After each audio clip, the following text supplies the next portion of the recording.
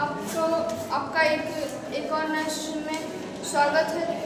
तो बिना समय गवाए इस सेशन के पहले सवाल की ओर। हमारा इस सेशन का पहला सवाल है 43 नंबर। 43 नंबर कह रहा है निम्नलिखित ABCD आयत से भुजा AB की लंबाई का संख्यात्मक मान ज्ञात करें। चलिए इसे सॉल्व करते हैं।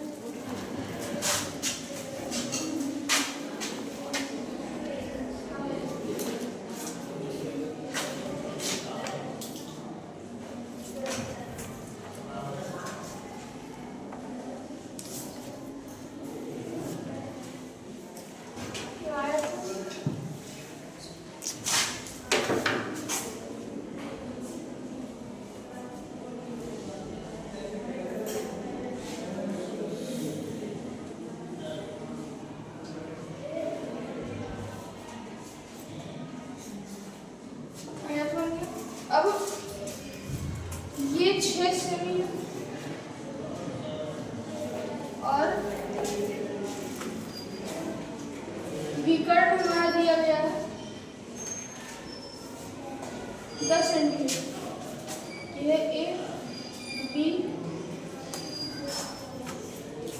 C और D।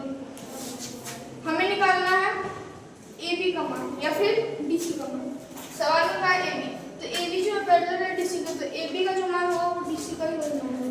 तो अब हम सबसे पहले तो इस सॉल्व करने के लिए ये जो आधार हो गया हमारा ये, इसको हम एक ट्रायंगल मान लेंगे। ये ट्रायंगल है। अब इसमें ये हमारा हो गया लंब या आधार, इसमें कुछ भी हो सकता है। मान लीजिए ये लंब है, AD हमारा लंब और ये आधार हो गया फिर, और ये हाइपोटेन्यूज। तो हमारा आधार बराबर है, तो अगर हमको DC निकालना है तो DC बराबर होगा DC का स्क्वायर इक्वल्स टू 10 का स्क्वायर माइनस 6 का स्क्वायर। यहाँ पे हम हाइपोटेन्यूज का निकालते हैं। पाइथागोरस का सूत्र है, मतलब सूत्र होता है हाइपोटेन्यूज का स्क्वायर इक्वल्स टू आधार का स्क्वायर जोड़ लंब का स्क्वायर। यहाँ पे हमको निकालना था आधार का स्क्वायर, तो आधार का स्क्वायर क्या करेंगे, इसको जो हमारा लंब है उसको एक तरफ भेज देंगे, तो हमारा हो गया 10 का स्क्वायर माइनस 6 का स्क्वायर इक्वल्स टू DC का स्क्वायर। अब यहाँ पे जाए DC का स्क्वायर इक्वल्स टू 110 का स्क्वायर और 6 का स्क्वायर 36 DC का स्क्वायर इक्वल्स टू, अब 100 में 36 घटाया तो 64, इसलिए DC इक्वल्स टू √64। ये हो गया हमारा राइट आंसर। उम्मीद करता है सवाल आप लोगों को समझ में आ गया होगा। अब हमारा अगला सवाल है 12 नंबर। उस घनाकार तालाब की गहराई कितनी होगी जिसका आयतन 729 मीटर क्यूब है। चलिए इसे सॉल्व करते हैं। देखिए ये घनाकार तालाब हो, तो इसे ऐसा समझ लीजिए घन के आकार का तालाब है। तो फिगर उसी अगर आपको मतलब घन के बारे में समझना है तो आप पिछले वीडियो देख सकते हो, वहाँ पे हर एक आकृति के बारे में मैंने समझाया। तो अभी मैं छोटा समझाता हूँ। देखिए घनाकार तालाब, तो घन का जो ऊंचाई या फिर गहराई, जो गहराई लंबाई और चौड़ाई सेम होता है। जैसे कि अगर घन का ऊंचाई या फिर गहराई 2 है, उसका लंबाई भी वही होगा, चौड़ाई भी वही होगा। तो आयतन बराबर क्या होता है, घन का आयतन उसकी एक साइड को कहा जाता है A, तो A का क्यूब। अब हमारा आयतन दिया गया है 729 इक्वल्स टू A का क्यूब। गहराई निकल रहा है, तो A गहराई हो गया, लंबाई हो गया, ऊंचाई हो गया, चौड़ाई भी हो गई।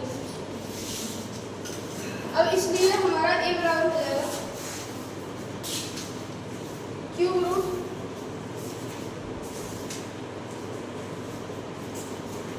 729 बराबर हो गया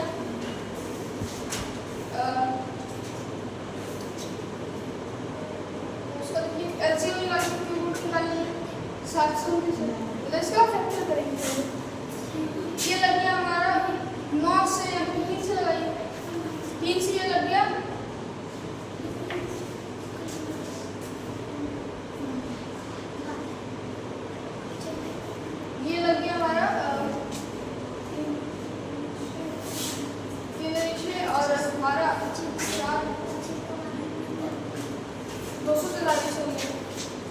अब आगे लगाएंगे लग गया हमारा 3 से लग गया हमारा 81 वाला 3 से लग गया ये 81 27 वाला। अब ये लग जाएगा 9 से और ये लग गया तो 1 2 3 4 5 6 3 आ गया मतलब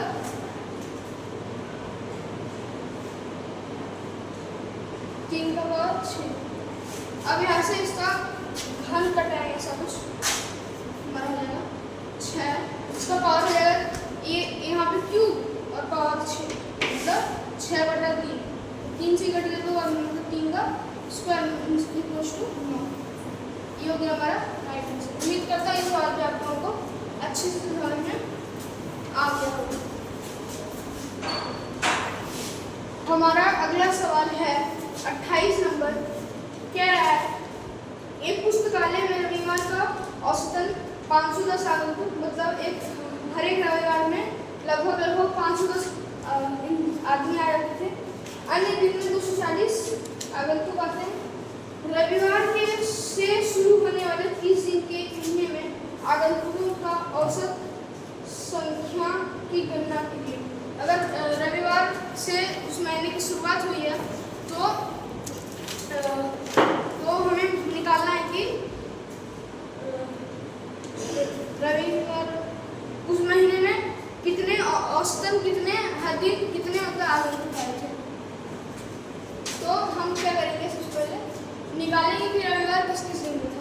अगर वो एक पहले तारीख को रविवार है क्योंकि वो जो महीना है वो रविवार से शुरू हुआ है 1 तारीख को रविवार फिर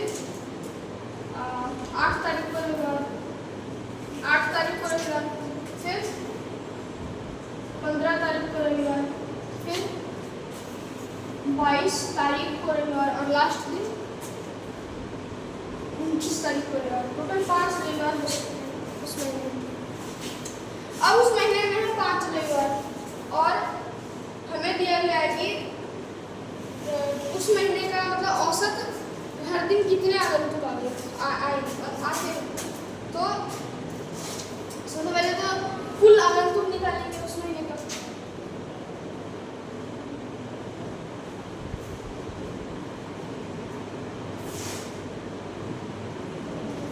देखिए ये इस क्वेश्चन के हिसाब से रविवार को आते हैं 510 आगंतुक मीन्स 5 गुना 510 इतना रविवार पॉइंट प्लस 25 दिन बच गए 30 दिन का महीना है 25 दिन बच गए 5 में से घटा दें 30। अब नॉर्मल दिन को आते हैं 240 आगंतुक। अब क्या करेंगे इन दोनों को जोड़ देंगे। यहाँ पे आगे 0 यहाँ पे आगे 5 यहाँ पे आगे 25 जोड़ यहाँ पे 5 चौक 20 0 1 2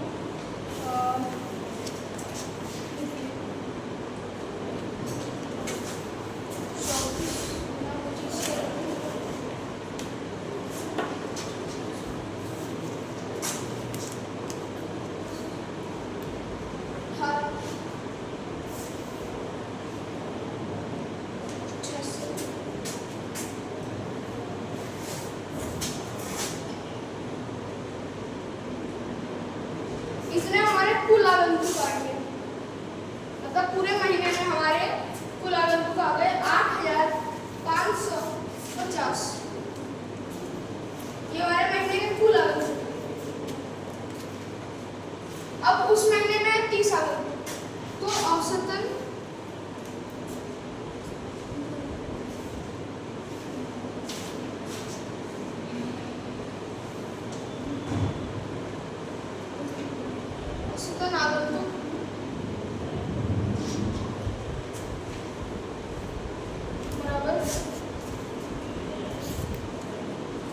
550 बटे 30 दिन है वहाँ पर 30 से भाग कर देंगे 0 से 0 कट गया 3 से ये कट गया 3 दूनी 6 25 तो 8 किया 24 तो 285 आगंतुक हर दिन औसत में 285 होना राइट। चलिए हम लोग पढ़ते हैं अगले सवाल की ओर। अगला हमारा सवाल है एक ईंट का आकार 20 सेमी गुना 10 सेमी गुना 7.1/2 सेमी है।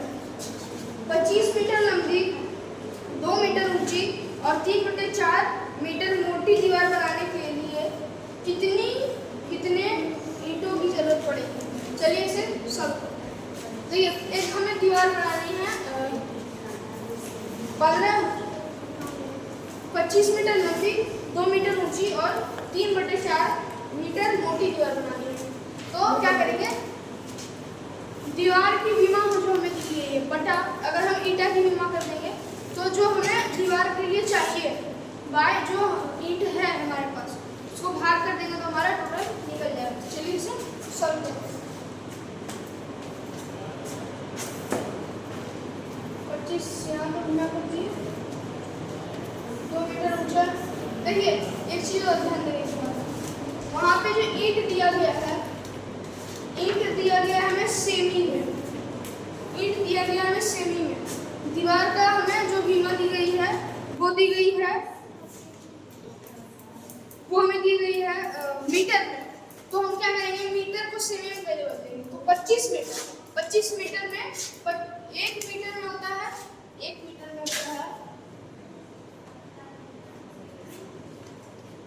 100 सेंटीमीटर। तो 25 मीटर में होगा 2500 सेंटीमीटर गुना अब इसको चाहिए 2 मीटर ऊंचा तो 200 सेंटीमीटर इंटू 3/4 मीटर मोटी दीवार 3/4 गुना 100 मतलब ये 100 आया मतलब एक लिखिए ये 3/4 हमारे मीटर में इसको बदलना है सेंटीमीटर में तो हम ऐसे भी बदल सकते हैं यहाँ पर बदल देंगे 3/4 गुना 100 कर देंगे ये कट गया 25 वाला में 25 दिया 75 यहाँ पे आ गया 75 सेंटीमीटर बाय। अब ईंट का जो हमें विमा दी गई है वो दी गई है सेंटीमीटर में वो तो आराम से निकल जाएगा तो 20 सेंटीमीटर 10 सेंटीमीटर और 7 मीटर।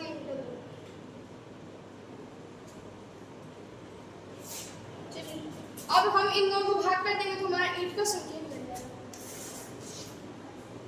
पहले तो यहाँ पे कटाएंगे जो कटेगा 1 0 खत्म कर देंगे इसका। अब ये 2 से कट जाएगा 100 नीचे सिर्फ ये बचा तो 25 गुना 100 गुना 75 बटे अब इसको तोड़ेंगे 7 गुना 14 जोड़ 1 15 और 15/2 तो ये जो 2 था ये अब ऊपर चला जाएगा यहाँ पे डबल मतलब फ्रैक्शन हो गया तो ये सही होता है तो जब इससे होता है तो मतलब ऐसे ही किया जाता है 2 जो है ऊपर चला जाएगा ऐसे तो 15 5 75 यहाँ पे 5 आ गया। अब 25 × 5 करेंगे तो हो गया हमारा 125 और 125 × 2 करेंगे तो हमारा हो गया 250 हो गया। तो 250 से अब 250 से 100 से गुना कर देंगे 250 में तो 250 और 100 का डबल इतना ईंट लगेगी। उम्मीद करता हूँ ये सवाल आप लोगों को समझ में आ गया है। आज का ये छोटा सा सेशन मैं यही खत्म करना चाहूँगा। Thanks for watching. धन्यवाद।